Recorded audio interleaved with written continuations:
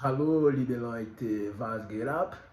Por essa vocês não esperavam, estamos aqui hoje na quarta-feira, dia 2/2, após um longo dia de inúmeras atividades, mas eu não podia deixar de estar aqui para compartilhar e dividir com vocês minha indignação frente a um discurso com o qual me deparei, e eu não tenho estômago para digerir isso sem compartilhar, porque vai ser difícil. A gente sabe que um dos pilares da organização Mormon é o pagamento do dízimo, né? É um dos pilares da fé deles, amplamente propagado, amplamente pregado nas reuniões dominicais, e é condição precípua, condição sine qua non para entrar no reino de Deus. Condição sine qua non para entrar no templo Mormon. E as pessoas muitas vezes não entendem que quando eles constroem um templo luxuoso daquele, eles não estão perdendo dinheiro.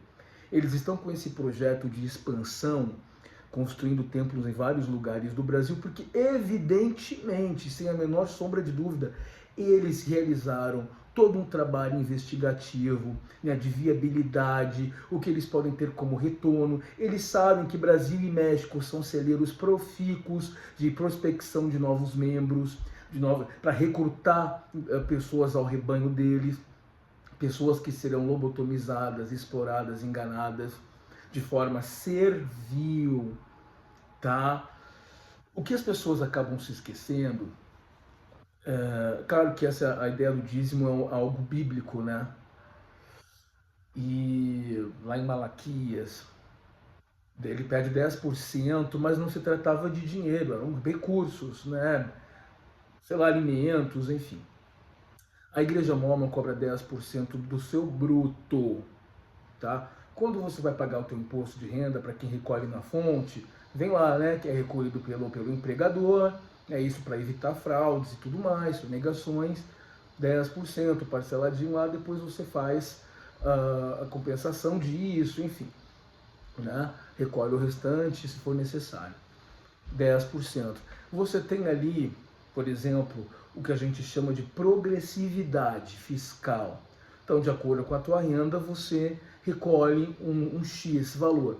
Essa progressividade no Brasil está precisando muito de uma atualização, porque a tabela do imposto de renda não é atualizada há muito tempo, né? Existem apenas 5 faixas, de modo que um cara que ganha 5 mil e pouco, ele recolhe a mesma porcentagem de 27% sobre do que um cara que ganha 20, 40 e aí vai. Então isso não está correto, porque a Constituição fala em progressividade, né? Ela não fala em proporcionalidade. Então veja que quando a Igreja Mormon estabelece esse imposto, é isso que eu quero dizer, e eu já falei isso em vídeos anteriores, tá? Ela não faz distinção entre ricos e pobres, ou classe média. Se você é pobre, você vai pagar 10%. Se você é rico, você paga 10% e dane-se. Tá? O problema é todo teu. Quer entrar no reino de Deus ou não quer, porra? Você quer se casar no templo? Você quer selar teus filhos lá para que quando morrer não se perderem aí no véu, aí no vácuo do espaço sideral? Tem que selar na porra do templo, né? Você me desculpe a indignação, mas eu me permito a isso porque eu fui vítima disso, né?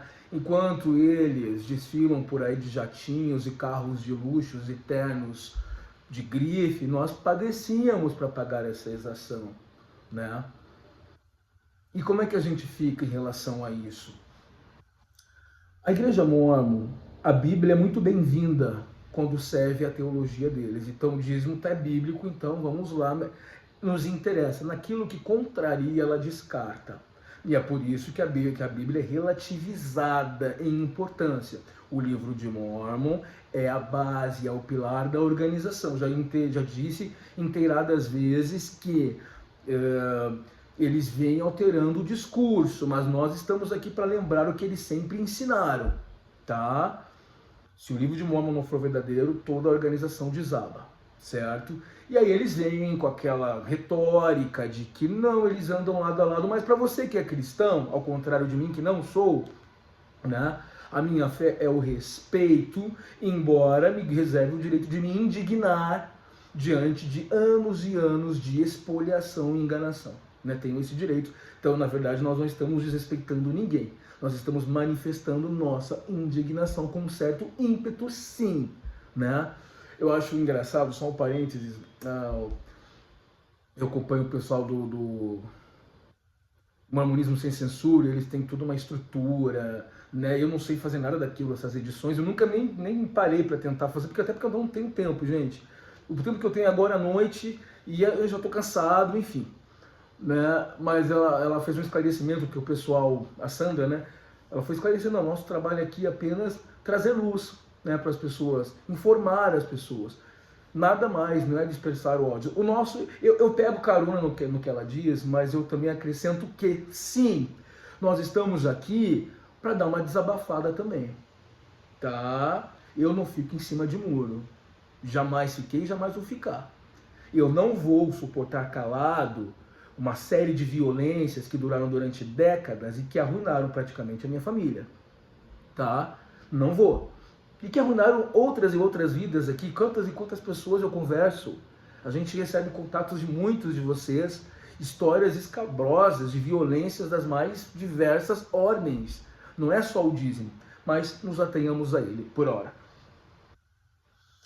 Você que é cristão acharia inadmissível o que a igreja mormon faz com a Bíblia, como ela manipula, né, como ela se serve de certos trechos para se beneficiar, tá bom? Mas é muito interessante, porque quando a pessoa faz o pagamento do dízimo, é claro que ela está pensando em bênçãos materiais, em bênçãos financeiras. Porque afinal de contas, se até Deus está pedindo dinheiro para ela, porque é Deus, se a igreja pede, então é em nome de Deus, para propagar a sua obra, né? Se até Deus precisa de dinheiro, Deus ressurreto, onisciente, onipresente, quanto mais nós, réis mortais e necessitados, cada um na sua circunstância, né?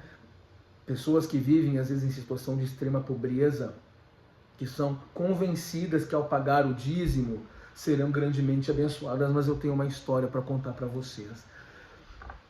Naquela infância que vocês já conhecem, havia um vizinho, ele era o mais próspero de todos ali naquele grupo de pessoas extremamente desprovidas de tudo. Educação, cultura, dinheiro, enfim. Então eram pequenas casas, algumas eram de alvenaria, mas era um cômodo. Era um cômodo. A nossa era de madeira, né? E aqueles vizinhos, eu comecei a prestar atenção no progresso deles. Eu era um gurizinho de 7, 8 anos. E aí eu via que eles iam ampliando a casa, ampliando e ampliando. Eu falava, agora acho que vai parar, né? E não parava. E depois a casa ganhou um novo andar. Eu via que a minha casa não ganhava nada. Continuava igual. E eu pensava, mas minha mãe paga o dízimo.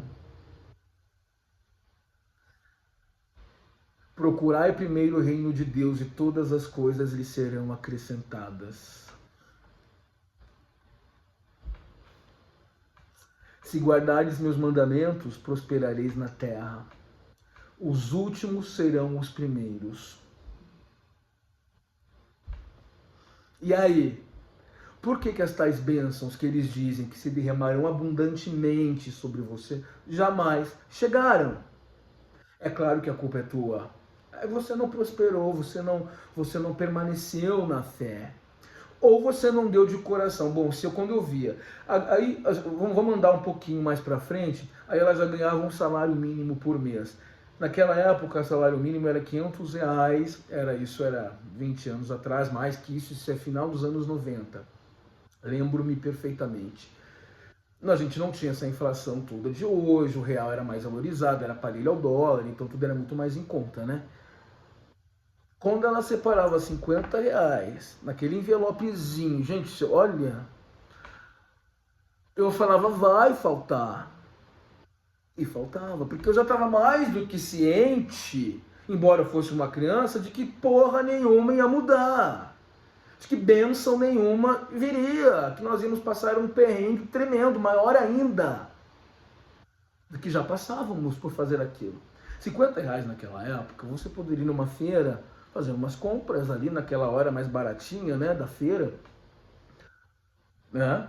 Vendia R$50 você aí, né, que é mãe, pai de família, que tem filhos já adultos, sabe disso. Hoje não dá pra comprar porra nenhuma, mas Enfim, naquela época dava, mas a gente também não podia fazer feira, porque a feira que havia perto de casa era aos domingos, e mormons não compram nada aos domingos, e minha mãe levava tudo ao pé da letra. Tá certo que ela também não tinha malícia nenhuma, né? Era uma pura ignorante, né? Porque se eu tenho bocas para sustentar a minha casa, que se dane que Deus não compra nada no domingo, ele não precisa comer, meus filhos precisam. Mas, enfim, isso já é outra história. Eu me deparei com esse texto e o título ele é bem sugestivo, né? E indigna bastante a gente porque as pessoas acreditam no que está escrito ali, porque as palavras são doces, são bem articuladas. São jornalistas que escrevem isso, são pessoas que dominam, né? Eles sabem exatamente o que falar para te convencer. Né? E é claro que a organização manifesta a sua defesa constantemente. Né? Ela tem uma explicação para tudo que a gente está colocando aqui. E as pessoas se contentam, muito embora às vezes a explicação, né, que eles oferecem, a réplica que eles dão, não seja nada convincente. Né? Aí tem a historinha da mulher pobre que foi levar um dinheirinho, foi levar o dízimo, isso é contado lá dentro, tá? Foi levar o dízimo para pagar em uma liderança X, disse, mas a senhora não deve recolher porque a senhora é muito humilde, a senhora é solteira, é viúva, divorciada, sei lá, com filhos para criar a irmã fulana. E a irmã fulana, cheia de fé, a mulher humilde, serena, disse, o senhor quer me negar a bênção? Oh, isso é uma história forjada, é óbvio. Tem mais outra. Um homem procura uma autoridade geral X, é porque eu não me lembro os nomes, porque são textos que eu li aleatoriamente anos atrás e que na época me convenceram. Porque era muito guri ainda, né? E eu tinha o desejo de acreditar naquilo, na verdade, embora eu nunca conseguisse engolir, mas eu me esforçava para isso. Olha, era uma autoridade geral, um apóstolo, né? Igualzinho a Bíblia, tudo igualzinho a Bíblia, tá? Inclusive um monte de mulher em casa, tá? A vizinha, sua mulher, isso, pode fazer, não tem problema não, porque é igual Abraão e Isaac. É América do Norte, século XIX, mas Abraão e Isaac, há milênios atrás, Deus deu para ele concubinas. É claro que não foi Deus que deu, né? Porque Deus não se apresenta, né? Enfim. Mas por uma questão de costumes, né? Enfim. Esse homem tinha vários filhos, mas ele não tinha desfrutado de sucesso na vida, sucesso financeiro, sempre com muitas dificuldades, mas os filhos eram homens de bem, pessoas, né, tiveram um lar, uma casa, não sei o quê, tudo muito simples, mas tiveram uma base familiar e essa autoridade geral diz assim, meus parabéns, jamais encontrei um homem tão bem sucedido quanto o Senhor. Pô, cara, vai, gente do céu. Aí, claro que essa história provavelmente também não aconteceu, e se aconteceu, esse bobalhão saiu feliz da vida lá, olha o que eu escutei dessa autoridade, né? Bom, eu já conheci muita gente mais bem sucedida com isso, porque criar teus filhos passando um perrengue desgraçado, sem poder garantir a eles um futuro que preste. Ok, amor é importante, você conseguiu oferecer isso para meus filhos, maravilhoso, maravilha. Mas a gente também precisa comer, nós somos seres materiais, nós temos necessidades, a gente precisa vestir, né? Só reforçando um fato de que nessa tal escritura de Malaquias que fala-se da dízimo, alguém pagava, as pessoas viviam de atividades pastoris, né? Pagava-se energia elétrica, pagava-se internet do celular, o seu plano aí, pós-pago, a internet da tua casa, TV a cabo da tua casa, a tua Netflix, né? Sei lá, uns aplicativos que você usa, que a gente cada vez mais consome essas coisas, né? E aí, como é que faz? Pagava imposto de renda, pagava imposto predial, imposto do teu automóvel. Para quem tem, né? Mas de qualquer maneira as pessoas pagam seus aluguéis, né? Tem vestuário, né? Não, tá? A vida era outra história, as pessoas viviam em sistemas de aldeias, né? Claro, provavelmente existia sistemas de cobrança de imposto, mas nada como hoje, né? Que as pessoas realmente têm uma lista enorme de despesas aí, os 10% prioritários, tá? Sobretudo. Tá com câncer? Tá com a doença terminal? O problema é teu. Pague o dízimo que todas as coisas serão acertadas. Você vai entender tudinho, tudinho, tudinho. Mostre fé. Mostre fé. Isso eles vão esfolando você, ó. Eles vão te esfolando e você ali na miséria. E peça alguma coisa para ver. Peço, te mandam preencher vários relatórios, vai gente na tua casa para ver se tem alguma coisa que você pode vender. Ah, tem uma televisão a mais? Vende a televisão. Ah, você... mas é a TV do quartinho dos meus filhos, né? A gente está passando por uma... Não, vende, que Deus, a igreja só entra em último caso. O tal do armazém do bispo, que é uma espécie de galpão com víveres, né, com alimentos que as pessoas poderiam ter acesso, já não existe mais no Brasil, tá?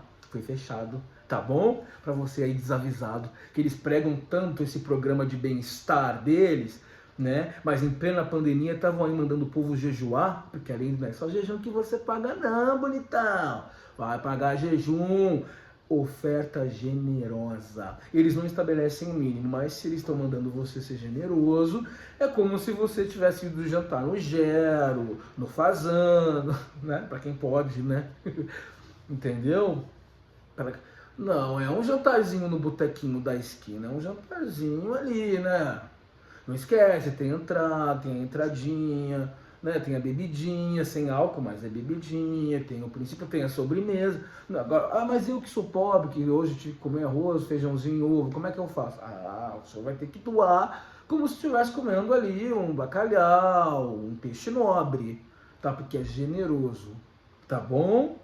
Bom, essa é a interpretação que eu dou para a palavra generosa. Você concorda comigo que ela dá margem para uma interpretação bem extensa? E é exatamente isso. Seja o que o seu coração pedir. Outras denominações fazem isso, por exemplo, as Testemunhas de Jeová. Eles não estabelecem um valor para o dízimo. Entretanto, ele é pregado constantemente lá dentro. E há quem diga que eles arrecadam muito mais do que na época em que eles estabeleciam um valor X para o pagamento do dízimo.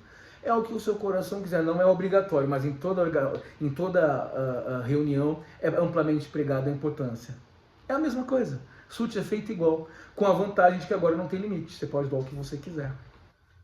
Ganha-se muito dinheiro com isso, né? Bom, fiz um longo prólogo, como sempre faço e gosto. Vou trazer para vocês isso aqui. Vou ler uma parte só antes que meu estômago embrulhe e eu acabe emporcalhando tudo aqui, tá bom? Vamos lá. Olha que coisa mais meiga. É meigo isso aqui. O alicerce espiritual da autossuficiência financeira da igreja. É um texto do bispo presidente, tá? Gerald Causé, e adaptado do ano de 2018.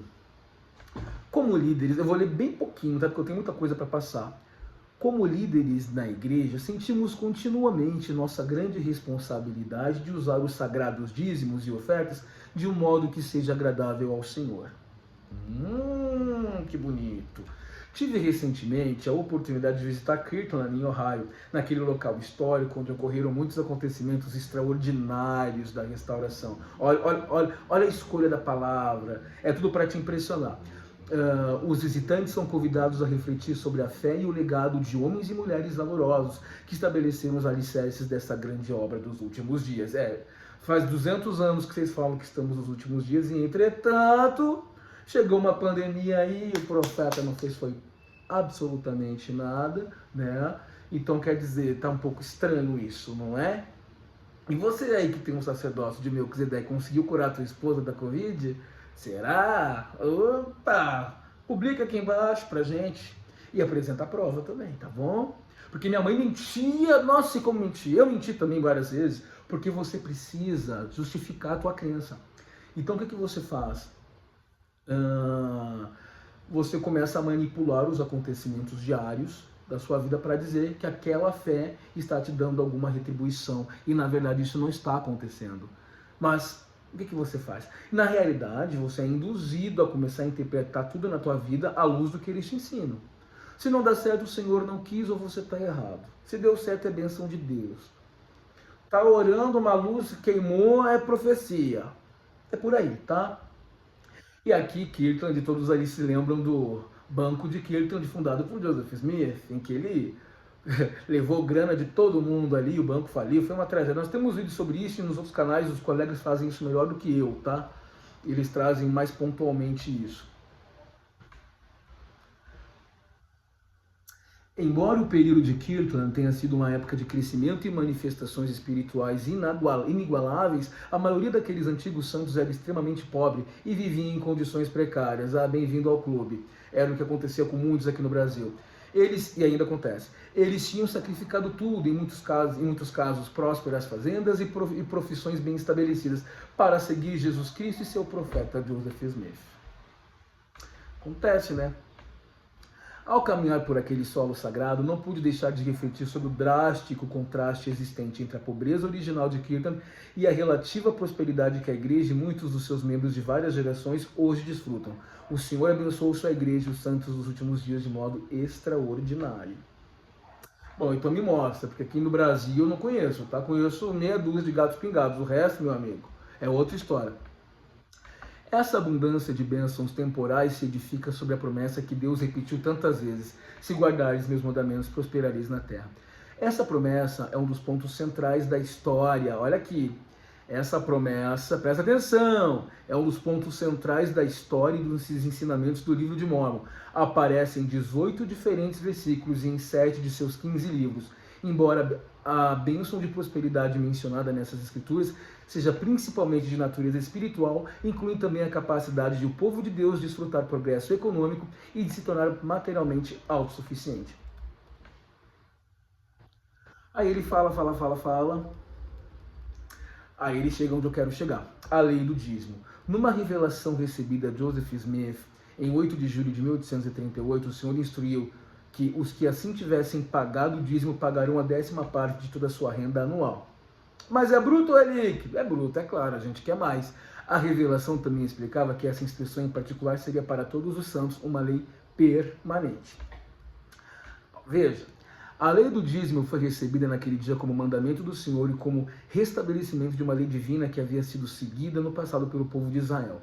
Era um sinal do convênio feito pelo Senhor com seu povo, de que se lhe permanecessem fiéis, eles os abençoaria tanto espiritual quanto materialmente. O que você precisa entender, meu amigo, é que quando você faz... Deixa eu pegar um lenço aqui.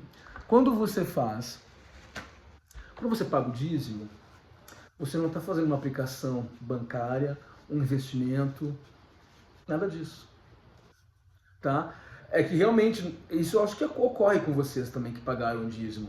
Você está pagando aquilo ali, porque se Deus precisa de dinheiro, quanto mais você. Muitas vezes um trabalhador, muitas vezes um comerciante, um assalariado de carteira cativa, né? Então você está esperando bênçãos mesmo, né? Materiais.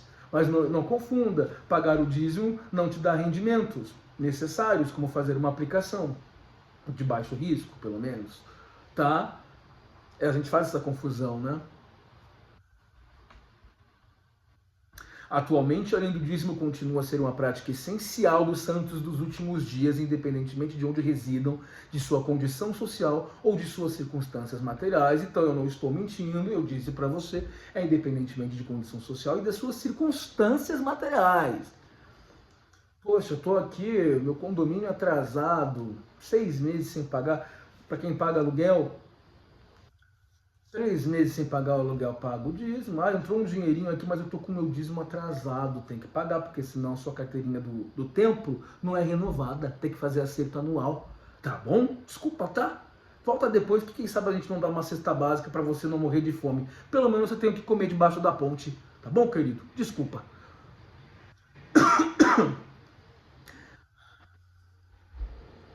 Também é o alicerce da estabilidade financeira da igreja.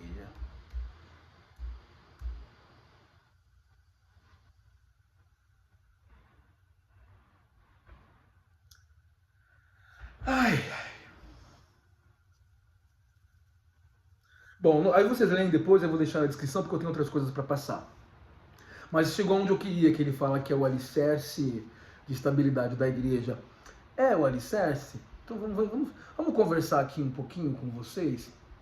Você sabe que, bom, já fizemos vídeos sobre os 100 bilhões que foram desviados, já fizemos vídeos sobre os inúmeros investimentos que a organização mantém, ações em grandes empresas de tecnologia, muito gado, muita terra. Só em templos, até o ano de 2020, eram 35 bilhões de templos. Serão muitos mais ainda. Quando eles constroem o templo, eles não estão perdendo dinheiro. São terras valiosas, tá? É investimento. Eles investiram 38 bilhões em várias ações, enfim, eles têm informação privilegiada, isso é muito nítido, tá? E além do que uma expertise tremendo para investir, né?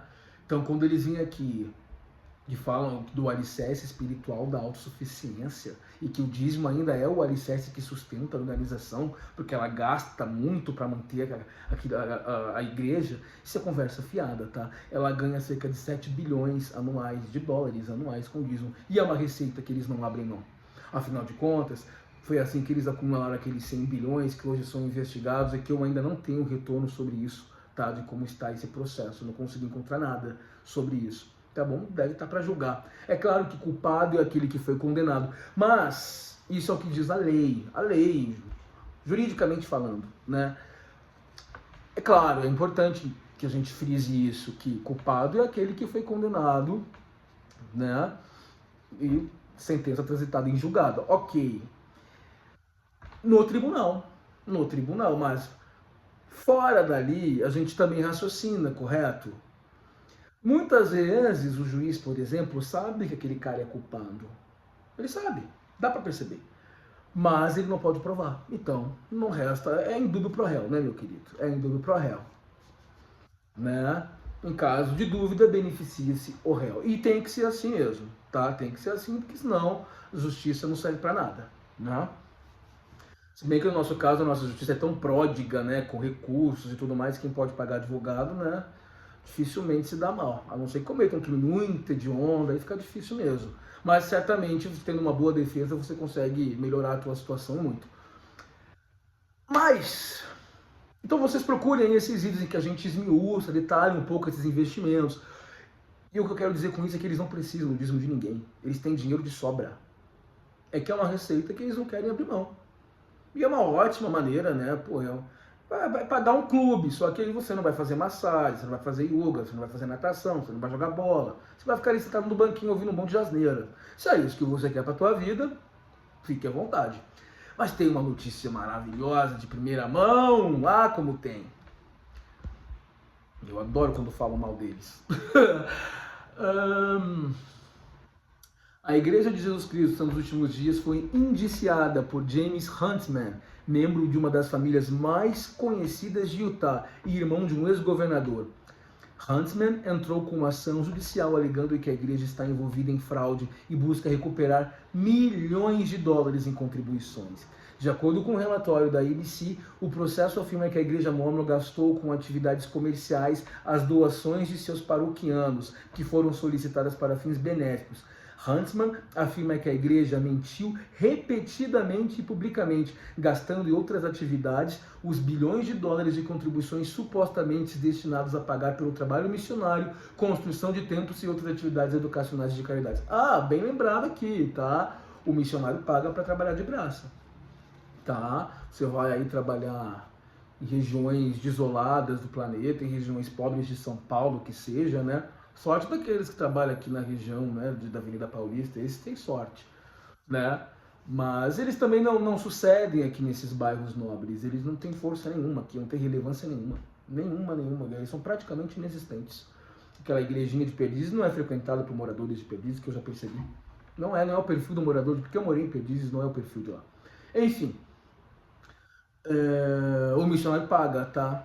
Lençol, vai levar tudo de casa. Tenha fé. Tenha fé. Você quer entrar no céu como?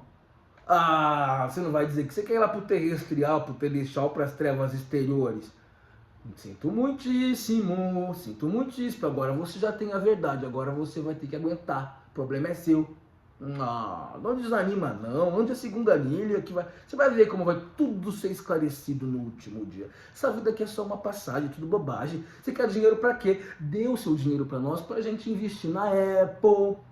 Dê pra gente investir em gado, pra gente investir em outras empresas de tecnologia. Você não precisa. A gente precisa porque nós estamos aqui para propagar o reino de Deus na terra, tá bom? Desculpa, tá? Ok.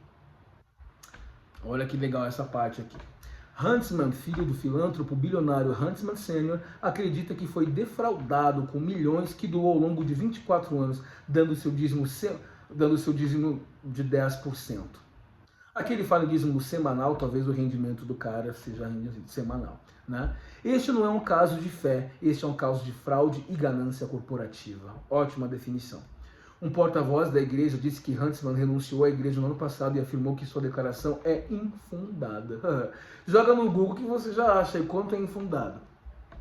As contribuições são usadas para, abro aspas aqui, para uma ampla gama de propósitos religiosos, incluindo trabalho missionário, educação, causas humanitárias e construção de capelas, templos e outros edifícios importantes no trabalho da igreja.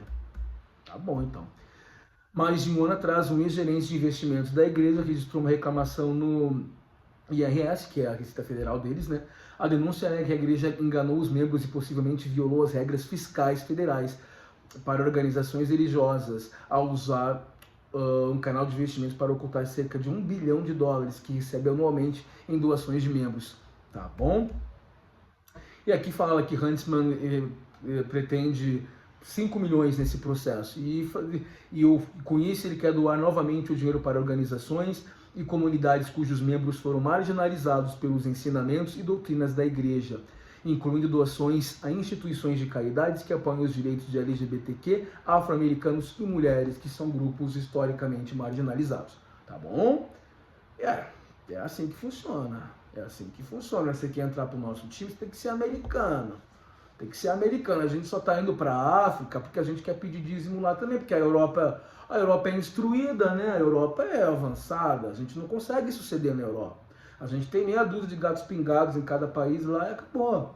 É Américas, a Ásia também não tem força, é a força da América, que eles dominam tudo isso aqui, né?